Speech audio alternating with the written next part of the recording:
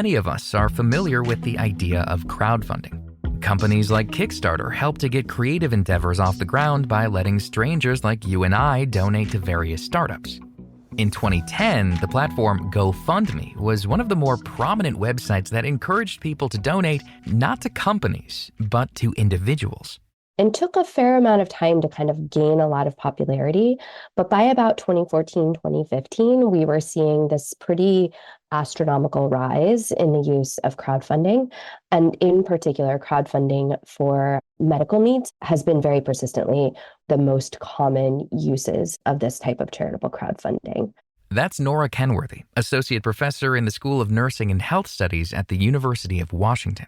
She researches how corporations and philanthropic capitalism shapes global health programs. Kenworthy notes that GoFundMe has been extremely successful over the last decade. Earlier this year, the platform announced that their campaigns have generated $30 billion since they began in 2010. Kenworthy says companies like GoFundMe create a sense of community and fill a need left by our fractured healthcare system.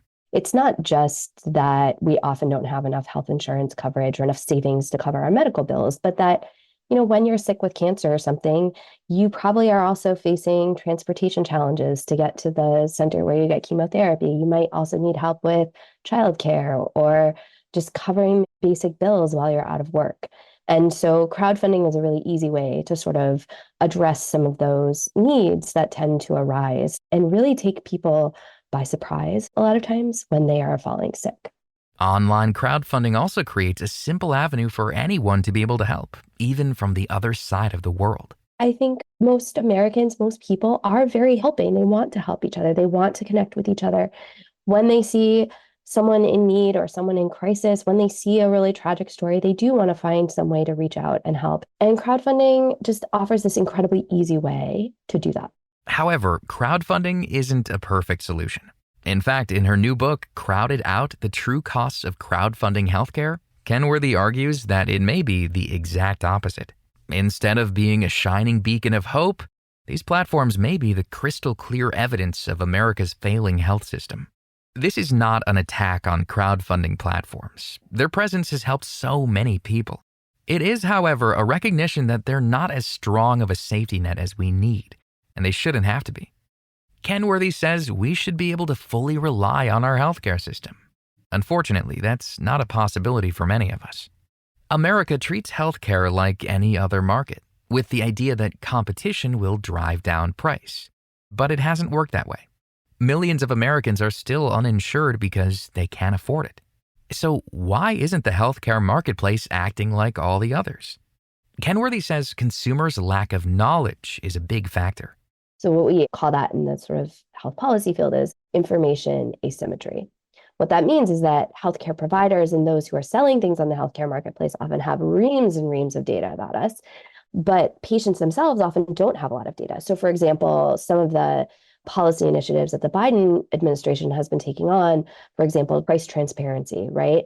These are efforts to chip away at that information asymmetry that affects patients. But price transparency won't balance the system because the second factor that sets the healthcare market apart is that its consumers are sick and often desperate when they need these services. You think about someone who's like suddenly had a heart attack on the street and is being picked up by EMTs and taken to hospital. Like they're in no shape to shop around for the best prices or figure out how much this ambulance ride is going to cost them versus transporting themselves somehow to the hospital, right? So a lot of times when we're sick, we're really not capable of doing the kinds of basic consumer behaviors that we would expect if we were like at the grocery store and shopping for milk. An additional aspect to this difference is that most of us aren't routinely shopping for medical care like we do clothes or food. So we're not used to seeing prices for medical equipment and services and don't realize how the costs can be dramatically different depending on the institution and location. And then finally, we have a lot of monopoly effects in the healthcare market that pretty much go unchecked. And so the ability, for example, of pharmaceutical companies to control prices because they are the only producer of specific kinds of medicines. They have these long-term patents that prevent other people from producing similar or generic medicines. So all of that contributes to these incredibly high prices that we see in our healthcare system, as well as the decreased power of patients to actually influence how much they're paying. And so as healthcare costs continue to rise, many Americans are forced to seek alternate options. And though crowdfunding sites have tried to step in, they're not effective enough to truly fill the current healthcare gaps. Repeated studies that we've conducted have found that 30 to 40% of campaigns around medical and health needs are often raising $0 whatsoever, no donations. Kenworthy's recent paper published in Living Maps Review reveals that 9 out of 10 campaigns don't meet their financial goal. I think we've really been sold on this story of viral success. Like if you have a need, you just write a really compelling story and you put that out there, and Taylor Swift's going to find you, or, the newspaper is going to cover it. And before you know it, you're going to have tens of thousands of dollars and you're going to be able to pay off your medical bills. And that is true for a very narrow slice of people on these platforms. The more general experience of crowdfunding is one of fairly small earnings, if anything, a fair amount of disappointment. I talk to a lot of people who feel profound shame about having to place their needs online, in particular when they put their needs out there and then don't get what they actually need in terms of help. Even some of the people who have successful campaigns don't have a happily ever after. Kenworthy says there are some downsides occurring because we're throwing money at a problem without fixing the root causes. I talked to a fair number of people in the book who actually did quite well with campaigns as well. It seemed really important to capture their perspectives as well. But among them, there was a well-known musician who raised $15,000 after he was diagnosed with type 1 diabetes. And yet, when I interview him, he's living in a trailer with his entire family, talking about how hard it is for them to stay warm in the winter, because even despite how successful his campaign was, it didn't fully bring him back to financial solvency. And he was still uninsured, struggling to get insulin.